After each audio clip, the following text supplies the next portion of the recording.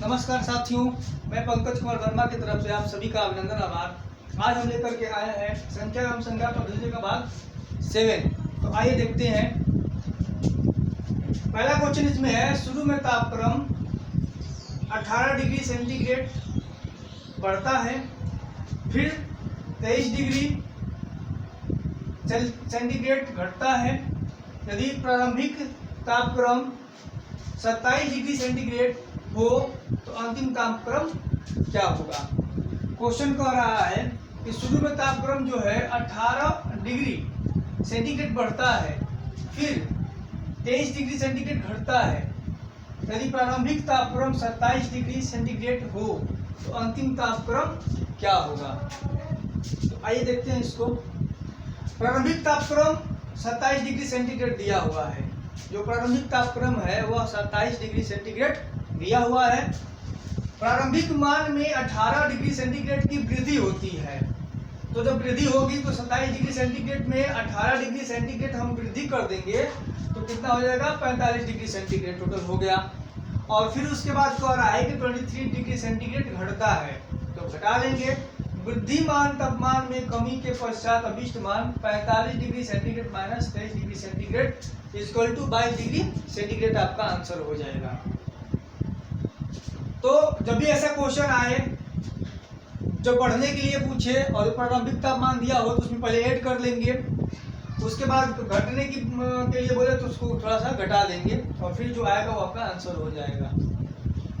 अगला क्वेश्चन की तरफ चलते हैं। क्वेश्चन नंबर 2 है। इसमें दिया है आपका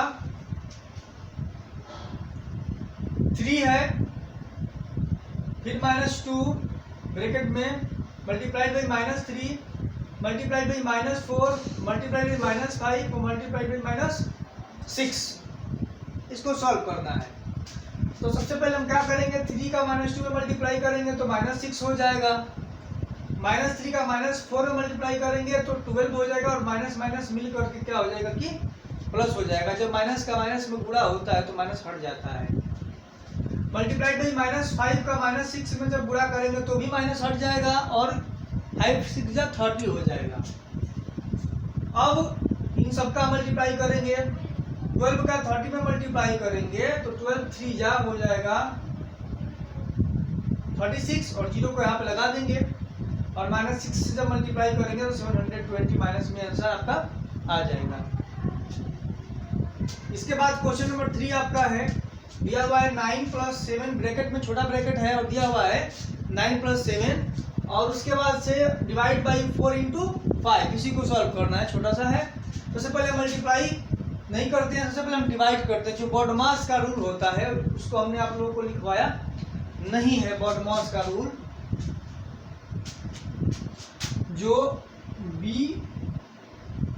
= होता है ब्रैकेट,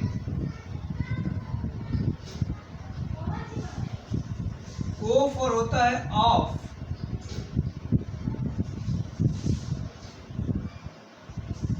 और D फॉर होता है डिवाइड।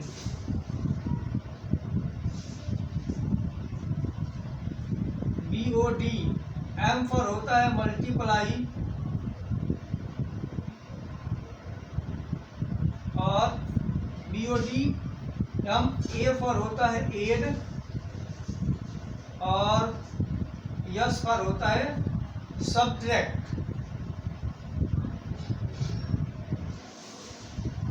ये बॉडमास का रूल होता है। बॉडमास का रूल होता है BODMAS बॉडमास। तो इसमें हम क्या करते हैं, सबसे पहले क्वेश्चन में ब्रैकेट दिया रहता है यानी कोष्टक दिया रहता है, रेखा कोष्टक, छोटा कोष्टक, मझोला कोष्टक, बड़ा कोष्टक। तो सबसे पहले हम उसको अरेंज करते हैं, कोष्टकों को सॉल्व करते हैं। आफ्टर दैट अगर ऑफ दिया है, लिखा है इंग्लिश में OF, उसका मतलब होता है गुणा यानी का, उसको हटाते हैं। हिंदी में का मतलब होता है ऑफ का। और D फॉर होता है डिवाइड यानी कि भाग, उसके बाद भाग करते हैं। फिर मल्टीप्लाई मीन्स गुणा, उसके बाद गुणा करते हैं। एड यानी कि जोड़, उसके बाद जोड़ करते हैं। और सब्ट्रैक्ट यानी उसके बाद से घटाना का कार्यक्रम हम लोग करते हैं। यानी बॉडमास में ही हम सॉल्व करते हैं। जब भी सिंप्लीफिकेशन की कोई भी प्रक्रिया होती है तो बॉडमास रूल फॉलो करके उसको सॉल्व करते हैं।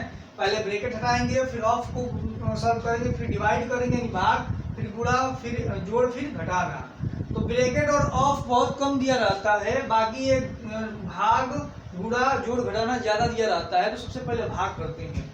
तो इसमें भी हम वही प्रक्रिया करेंगे, सबसे पहले भाग करेंगे यानी इसको जोड़ देंगे। ब्रैकेट में है तो ब्रैकेट पहले सॉल्व कर लिया हमने यहाँ के हिसाब से, यहाँ ब्रैकेट सॉल्व किया तो ब्रैकेट सॉल्व किया तो 16 आ गया। अब ब्रैकेट के बाद जो है कि आपका ऑफ नहीं दिया हुआ है, तो अब ब्रैकेट के बाद अब सीधे आ जाएंगे डिवाइड पर।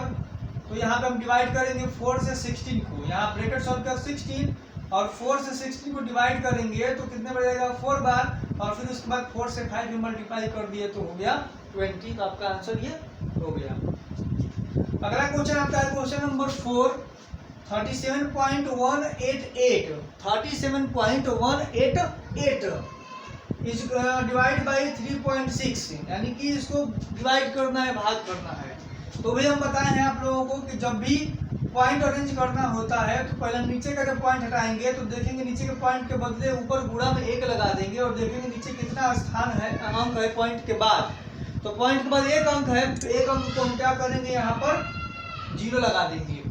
फिर ऊपर का पॉइंट अरेंज करेंगे तो नीचे 1 लिखेंगे और पॉइंट के बाद कितना डिजिट है, 3 डिजिट है तो 3 जीरो यहाँ पे हम लगा देंगे। 1 जीरो से 1 जीरो क्या हो गया आपका कैंसिल हो गया, कट गया। और बाकी अब इसको क्लियर करके लिख देंगे और इसको सॉल्व करेंगे तो आएगा आपका आंसर 10.33। तो ये आपका हो जाएगा आंसर। अगला क्वेश्चन आपका है क्वेश्चन नंबर 5, 496 योग 380 का निकटतम सैकड़ा मान है। मैंने आप लोगों को पिछले वीडियो में बताया है कि सैकड़ा मान, हजारवां मान और दहाई का मान कैसे निकालते हैं, सन्निकट मान पूछता है। तो इसमें भी वही पूछ रहा है, लेकिन इसमें क्वेश्चन को थोड़ा सा बदल दिया है, योग कर दिया है कि 496 योग 318 का निकटतम सैकड़ा मान क्या होगा। तो इसको हम क्या करेंगे, सबसे पहले योग दिया है तो इसको जोड़ लेंगे। तो 496 और प्लस 318 को हमने ऐड किया, जोड़ दिया तो 800 कितना हो गया हमारा 14 हो गया, 814 हो गया। और निकटतम सैकड़ा मान पूछ रहा है तो 840 का निकटतम सैकड़ा मान अगर हम निकालेंगे तो निकटतम यानी कि हमने बताया था कि जब सैकड़ा पूछेगा तो 2 अंक को लेते हैं। तो हमने 2 अंक को ले लिया, यहाँ पे 14 दिया हुआ है और ये 2 अंक अगर 50 से ऊपर होगा तो पूरा इसमें हम इसको पूरा क्या करते 900 बना देते, और 50 से नीचे रहेगा तो इसको हम पूरा 800 बना देंगे। तो ये 50 से नीचे दिया हुआ है, 2 अंक हम लिए हैं तो 14 ही दिया हुआ है, 14 दिया हुआ है, इसलिए पूरा ये 800 पे जाके रुक जाएगा। इसका निकटतम सैकड़ा मान 800 हो जाएगा। अगला क्वेश्चन नंबर 6 आपका है कि 999 तथा 3000 यानी 3000 के बीच 4 अंकों वाली कितनी संख्याएं हैं। 999 तथा 3000 के बीच 4 अंकों वाली कितनी संख्याएं हैं। ऐसे क्वेश्चन बहुत ज्यादा देते हैं। तो इसको फाइंड आउट करने के लिए हम क्या करेंगे, 999 व 3000 के बीच 4 अंकों वाली संख्याएं, 3000 माइनस कर देंगे 3 अंकों वाली संख्या यानी 3000 माइनस 3 अंकों वाली संख्याओं को माइनस करके, और उसमें से फिर -1 हम करेंगे पूरे में से। तो करते हैं 3000 माइनस 999 और -1, यही इसका फॉर्मूला होता है। कोई भी ऐसा क्वेश्चन पूछेगा तो इस चीज को हम करेंगे, उस बड़े वाले में से छोटे को घटा करके और सब में से -1 कर देंगे। तो हमने 3000 में से 999 को घटाया है, यहाँ पे 2001 हो गया, उसमें से -1 किया तो 2000 हो गया, यही आंसर आ जाएगा। यानी कि 999 और 3000 के बीच 4 अंकों वाली संख्याएं कितनी होती हैं तो 2000 होती हैं। ऐसे भी ट्रिक कर लेंगे और इस फॉर्मूले पे भी आप लगा सकते हैं। तो ये रहे आज के 6 क्वेश्चन, और आगे भी के क्वेश्चन को भी हम लोग देखते हैं।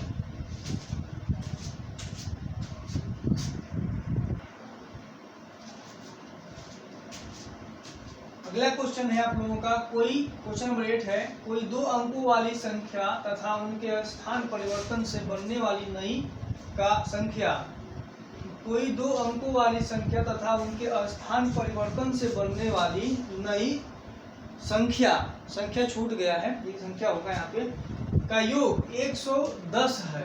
यदि उन अंकों का अंतर 4 है तो वह संख्या है। एक बार और क्वेश्चन को सुन लीजिए। कोई 2 अंकों वाली संख्या तथा उनके स्थान परिवर्तन से बनने वाली संख्या, कोई 2 अंकों वाली संख्या है और उसके बाद उसके स्थान परिवर्तन हो रहा है उन संख्याओं का, तो उससे भी एक संख्या बन रही है, वो संख्या नई संख्या का योग 110 है। उन दोनों संख्याओं का जोड़ जो है 110 है और उनके अंकों का अंतर जो है कि 4 है। तो वह संख्या क्या होगी? तो देखिए प्रश्नानुसार सबसे पहले कह रहा है कि इस दो अंकों की संख्या हो जाएगी x प्लस वाई और यहाँ पे 10x प्लस वाई। 10 हम इसलिए लगाते हैं क्योंकि वो दहाई के स्थान पे है, ये इकाई है और ये दहाई है, ये दहाई का स्थान पे आ गया, संख्या हो गया 10 लगा दिए। अब संख्याओं के स्थान परिवर्तन पे बनने वाली संख्या तो वो हो जाएगी, अब इस y को इधर कर देंगे और x उधर कर देंगे तो फिर 10x प्लस वाई हो जाएगा, जो यहाँ डायरेक्ट लिख दिया गया है। तो संख्या और संख्या का परिवर्तन करने पर बनी संख्या, अंकों को पलटने पर बनी संख्या, तो 10x प्लस वाई और फिर 10y प्लस x, ये दो संख्याएं हो गई आपकी। यहाँ पर एक तो ये सीधा वाली संख्या हो गई और दूसरी जो इसके स्थान, इसको पलट करके हम बनाए हैं वो संख्या। अब दोनों का योग जो है 110 है, ऐसा क्वेश्चन कह रहा है।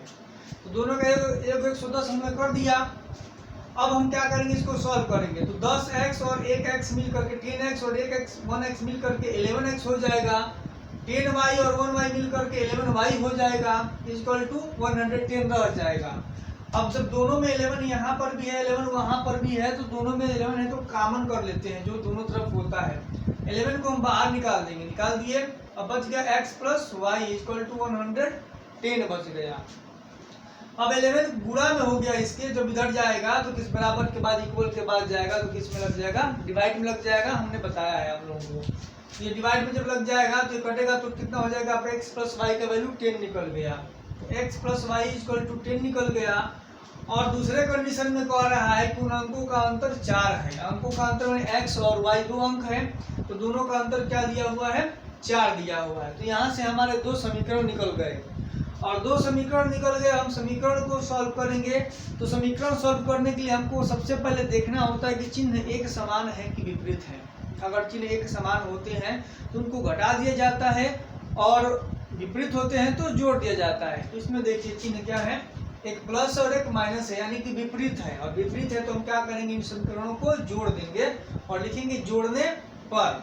अब जोड़ेंगे तो ये तो प्लस माइनस है तो कट गया, ये x और x मिलकर 2x हो जाएगा और ये आपका 10 और 4 मिलकर के 14 हो जाएगा। अब यहाँ x का वैल्यू फाइंड आउट करेंगे तो ये मल्टीप्लाइड में है, 14 के नीचे जाएगा तो किस में लग जाएगा, डिवाइड में लग जाएगा। तो x इक्वल टू 14/2 घटा देंगे तो 7 बार में कट जाएगा। x का वैल्यू तो हमने फाइंड आउट कर लिया, एक संख्या हमने प्राप्त कर ली। अब y का वैल्यू हमको फाइंड आउट करना है।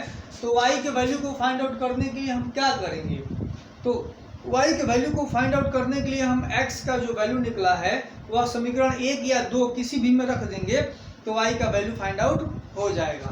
तो x का वैल्यू जो निकला है आपका यहाँ पे 7।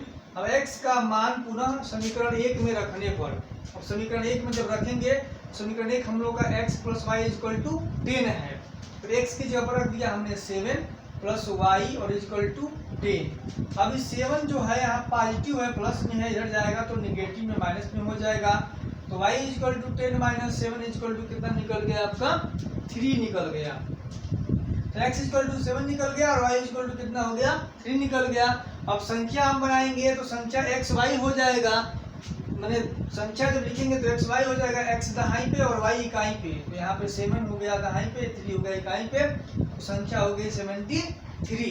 या x और y के मान को अगर इसमें हम रख देंगे, इस वाले में अंकों की संख्या वाले में जो माने हैं, तो भी संख्या हम लोग की निकल जाएगी। कैसे निकल जाएगी, जैसे कि अब यहाँ पर दिया है 10x प्लस वाई, तो यहाँ पे हमने रख दिया 10, ये कभी कभी रुक जा रहा है, देख लीजिए। यहाँ पे 10 दिया है तो यहाँ पे x का वैल्यू हम 7 रखेंगे, 10 इंटू 7, यानी इसके बीच में कोई चिन्ह नहीं है तो मल्टीप्लाई का चिन्ह है, तो 10 इंटू 7 कर देंगे और प्लस y का मान 3 कर देंगे। और जब इसको लिखेंगे तो 10 7 70 और प्लस 3 73 हो जाएगा। 10 7 70 प्लस 3 तो हो जाएगा, मतलब मान रखेंगे तो उसमें हो जाएगा। अब अगला क्वेश्चन आपका दिया है क्वेश्चन नंबर 9 की 5 अंकों की वह छोटी से छोटी संख्या ज्ञात कीजिए जो 16, 24, 36 वह 54 से पूर्णतः विभाजित हो जाए। 5 अंकों की वह छोटी से छोटी संख्या ज्ञात कीजिए जो 16, 24, 36 वह 54 से पूर्णतः विभाजित हो जाए। ऐसे क्वेश्चन परीक्षाओं में बहुत ज्यादा पूछे जाते हैं। तो हल में हुआ है आपका कि 5 अंकों की सबसे छोटी से छोटी संख्या आपकी हो जाएगी इकाई, दहाई, सैकड़ा, हजार, 10,000। जितने भी अंकों की छोटी से छोटी संख्या अगर पूछता है तो 1 लिख करके और उतना हम 0 लगा देते हैं। 5 अंक पूछा है तो 1 लिखेंगे और 4 0 लगा देंगे, यानी 5 कर देंगे कुल मिलाकर, 1 को मिला के 5 कर देंगे 1, और बाकी जितना पूछेगा बचेगा उतना 0। छोटी पूछेगा तो। और अगर बड़ी संख्या पूछ रहा है किसी भी का, 5 अंकों की बड़ी संख्या, 6 अंकों की बड़ी से बड़ी संख्या, 4 अंकों की बड़ी से बड़ी संख्या, तो खाली हम 9 लिख देंगे। जितने अंकों की बड़ी से बड़ी संख्या पूछेगा उतने हम 9, 4 अंकों की बड़ी से बड़ी संख्या पूछेगा तो 4 को 9 लिख देंगे, 5 अंकों की बड़ी से बड़ी संख्या पूछेगा तो 5 9 लिख देंगे, और छोटी संख्या पूछेगा तो 1 लिख करके उतना 0 हम अरेंज कर देंगे तो हो जाता है। तो यहाँ पे पूछा है आपका क्या कि 5 अंकों की सबसे छोटी संख्या हल किए हैं तो क्या हो जाएगा, इकाई, दहाई, सैकड़ा, हजार, 10,000 हो जाएगा। 1 लिख 4 0, 16, 24, 36, 54 का लॉसा यानी कि लघुत्तम समापवर्तक निकालेंगे हम लोग। लघुत्तम समापवर्तक जिसको हम बोलते हैं एलसीएम, है ना, लोवेस्ट कॉमन फैक्टर। 1000 में से 400 तो एलसीएम कितना निकल जाएगा, 432 निकल जाएगा। एलसीएम कितना निकल जाएगा, 432, 432 निकल जाएगा। और 10,000 में से 432 से भाग देने पर शेषफल जो हम लोग का है, रिमाइंडर जो हम लोग का है वो 64 यानी 64 आएगा, आता है। इसलिए अभीष्ट संख्या आपकी जो हो जाएगी 10,000 माइनस 64 प्लस 432 हो जाएगी, यानी इनको जोड़ करके शेष को और जो एलसीएम निकला है उसको जोड़ करके और तब इसमें से हम घटा देंगे तो हमारा आ जाएगा 10,368। 10,000 में से जो शेष निकला है 64 और जो एलसीएम निकला है लॉस 432 जोड़ करके इसमें से घटाएंगे तो आंसर आ जाएगा 10,368। यही हमारा आंसर हो जाएगा। अब अगला क्वेश्चन आपका दिया हुआ है क्वेश्चन नंबर 10 के x to the power q minus 1 अपन एक्स स्क्वायर माइनस 1, इसको सॉल्व करना है। तो इसके लिए मैंने फॉर्मूला आप लोगों को लिखवाया नहीं है, लेकिन इसको क्वेश्चन बताते रहेंगे। इसमें फॉर्मूला क्या लगेगा आपका, ऊपर देखिए एक्स क्यू माइनस 1 है तो इसके लिए फॉर्मूला होता है ए क्यू माइनस बी क्यू का। और क्या होता है ए क्यू माइनस बी क्यू का फॉर्मूला, एक कोष्ठ में a माइनस बी और दूसरे कोष्ठ में a square plus A B plus B square, ये होता है a Q minus B Q का। नीचे दिया है एक्स स्क्वायर माइनस 1 तो इसको भी फॉर्मूले पर हम कर देंगे। और कौन से फॉर्मूले पर, तो a square minus B square वाले फॉर्मूले पर कर देंगे। तो एक कोष्ठ में a प्लस बी और एक कोष्ठ में a माइनस बी हो जाता है। अब यहाँ पे अगर प्रश्न उठता है कि एक्स क्यू है लेकिन 1 पे तो पावर है ही नहीं, तो फिर फॉर्मूला कैसे लगेगा। तो 1 का अगर हम क्यूब करें 4 करें कुछ भी कर देंगे तो वो 1 ही हो जाता है। इसलिए अगर 1 हो तो हम क्यूब कर सकते हैं। तो यहाँ पे हम 1 का क्यूब दिखा भी सकते हैं क्योंकि ये थोड़ा चल नहीं रहा है अभी। 1 का क्यूब 1 का स्क्वायर यहाँ पे दिखा सकते हैं। तो जब हम तोड़ेंगे फॉर्मूले पर ए क्यू माइनस बी क्यू पर तो एक कोष्ठ में हो जाएगा a माइनस बी यानी कि x माइनस 1 एक ब्रैकेट में हो गया एक्स क्यू माइनस 1 क्यू को किए तो, और दूसरे कोष्ठक में a स्क्वायर यानी x का स्क्वायर प्लस ए बी का मतलब कि a हो गया x और b हो गया 1, और जो 1 का x में गुणा करेंगे तो खाली x हो जाएगा, एक्स स्क्वायर प्लस x और प्लस b स्क्वायर यानी 1 का स्क्वायर तो हो जाएगा 1 ही हो जाएगा। तो a कोष्ठक में a minus B A square plus A B plus B square हमने कर दिया, इस फॉर्मूले पर रख दिया। और एक्स स्क्वायर माइनस 1 का स्क्वायर का होता है एक कोष्ठ में a प्लस बी, दूसरे कोष्ठ में a माइनस बी, हमने इसको भी कर दिया, फॉर्मूले के अकॉर्डिंग कर दिया। अब x माइनस 1 ऊपर भी है x माइनस 1 नीचे भी है, दोनों आपस में कट जाएगा और रिमाइंडर में बच जाएगा x square plus x plus 1 और बटा में एक्स प्लस 1, यही आपका आंसर हो जाएगा। तो फॉर्मूले पे ही रखकर कैसे क्वेश्चनों को हम सॉल्व कर लेते हैं।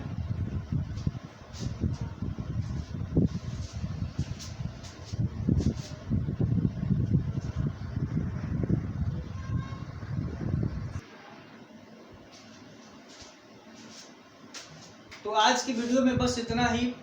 अगर आप लोगों को हमारा वीडियो पसंद आए, अच्छा लगे तो चैनल को सब्सक्राइब करें, लाइक करें और शेयर करें। मिलते हैं नेक्स्ट वीडियो में। तब तक के लिए नमस्कार।